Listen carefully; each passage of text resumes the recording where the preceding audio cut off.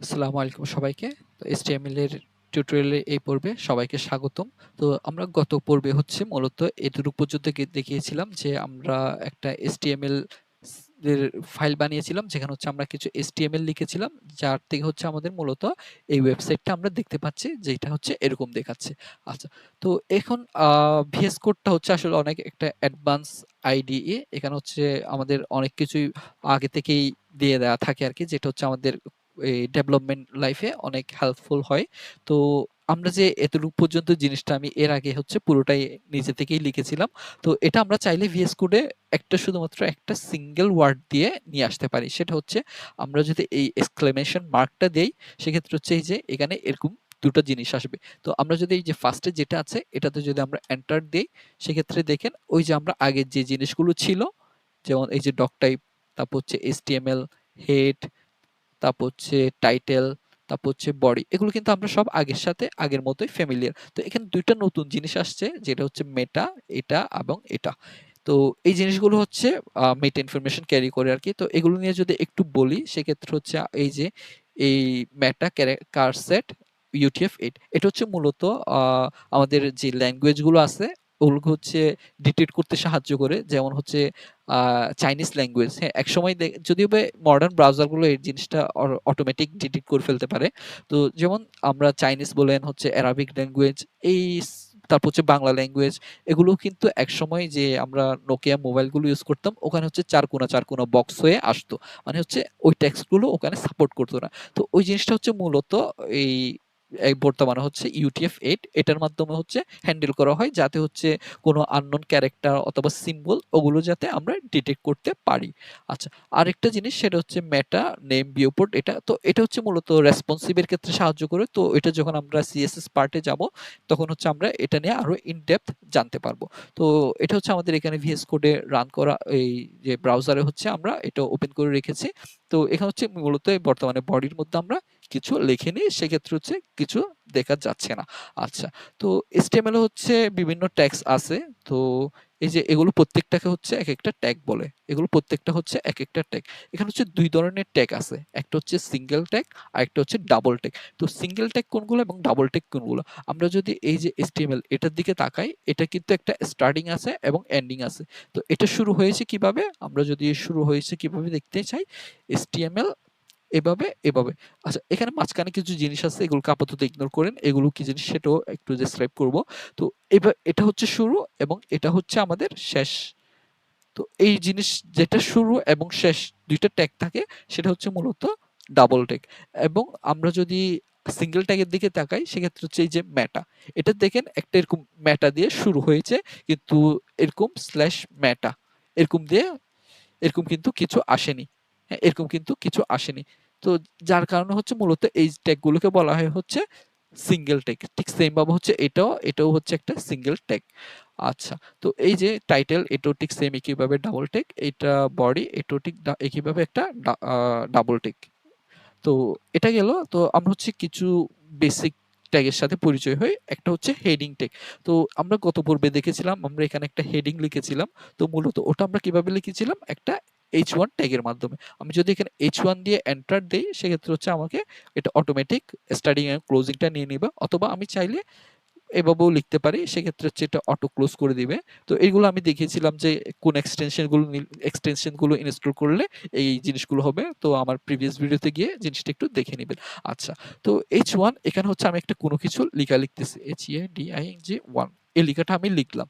তো এটা হচ্ছে আমি যদি এখানে আসি, এই যে দেখেন হেডিং 1, এই লেখাটা কিন্তু আমাকে এখন এখানে দেখাচ্ছে। আচ্ছা, তো আমি আরেকটা জিনিস নেই। আচ্ছা, এখানে হচ্ছে আমি যদি কোনো একটা জিনিস কপি করতে চাই, আমরা নরমালি কি করি? এভাবে এটা সিলেক্ট করে তারপর হচ্ছে কন্ট্রোল ভি এভাবে পেস্ট করি। তো VS কোডে হচ্ছে কিছু শর্টকাট আছে। তো আমরা হচ্ছে এই যে প্র্যাকটিসের পাশাপাশি হচ্ছে আমরা কিছু শর্টকাটও শিখে নেওয়ার চেষ্টা করব, যেটা ফিউচারে হেল্প হবে। তো একটা শর্টকাট আছে যেটা হচ্ছে শিফট অল এবং ডাউন অ্যারো বাটন। তো এটা করলে হচ্ছে মূলত যেটা হয়, আমরা যে জায়গাতে কার্সর আছে ওই জায়গাটার লাইন কপি করে নিচের লাইনে নিয়ে যায়। একইভাবে শিফট অল আপ অ্যারো দিলে সেক্ষেত্রে উপরে নিয়ে যাবে আরকি। তো এই যে আমরা এই লেখাটা কপি করলাম। আচ্ছা, এখানে হচ্ছে আমি এই জিনিসটাকে একটু চেঞ্জ করে দিই। এটাকে আমি দিচ্ছি হচ্ছে H2। H2 নামে একটা ট্যাগ আছে। তো আমরা যদি এখন তাকাই, দেখেন এটা একটু বড়। এটা একটু ছোট। এই জিনিসটা কেন হলো? এই জিনিসটা মূলত এই ট্যাগগুলোর বৈশিষ্ট্য। মানে H1 ট্যাগটা হচ্ছে সাইজ একটু বড় হয়, মানে এটা ফন্ট সাইজটা একটু বড় হয়, H2 এর ফন্ট সাইজটা একটু ছোট হয়। ঠিক এভাবে হচ্ছে টোটাল ৬ টা ট্যাগ আছে। এভাবে হচ্ছে আমাদের টোটাল ৬ টা ট্যাগ আছে। তো আমি যদি একে, একে সব ৬ টা হেডিং ট্যাগ গুলোকে লিখি, আচ্ছা এইভাবে ৬ টা আমি আচ্ছা এখানে আরেকটা শর্টকাট যেটা বলে দিই। এখানে দেখেন আমাদের টো এই জিনিসটা হচ্ছে মোটামুটি আমাদের চেঞ্জ করতে হবে কয়েক লাইনে। তো আমি যেটা করব কন্ট্রোল ডি, যার কারণ হচ্ছে ডুপ্লিকেট 2 টা সিলেক্ট হয়ে যাবে। তো এটাকে আমি সবগুলোকে একসাথে চেঞ্জ করব আরকি। তো আমি এখানে কি করতেছি 3, তো যার কারণ হচ্ছে দেখেন এখানে সবগুলোতে এখন 3 হয়ে গেল। আমি একইভাবে অন্যগুলোতেও চেঞ্জ করি। এটা 4 হবে, এরপরেরটা হবে 5, এরপরেরটা হবে 6। হ্যাঁ, একে, একে হচ্ছে আমি ৬ টা হেডিং ট্যাগ এখানে লিখলাম। তো আমি যদি এখন ব্রাউজারে গিয়ে দেখি, দেখেন এটা সবচেয়ে বড় হেডিং। আমরা যদি নিউজ পেপারের দিকে চিন্তা করি, আমরা যদি কেউ বাসায় পত্রিকা পড়ে থাকি আরকি, সেক্ষেত্রে আমরা দেখব যে নিউজ পেপারে একটা খুব মানে ফ্রন্ট পেজের লেখাগুলো যে টাইটেলটা থাকে ওটা অনেক বড় করে থাকে। হ্যাঁ? তো এইটা হচ্ছে আমরা জাস্ট ওটার সাথে কম্পেয়ার করতে পারি যে আমাদের যে জিনিসগুলো হচ্ছে খুব আকর্ষণীয় জিনিস, হ্যাঁ? হাইলাইট করতে দরকার, সেগুলো হচ্ছে আমরা H1 ট্যাগে রাখবো।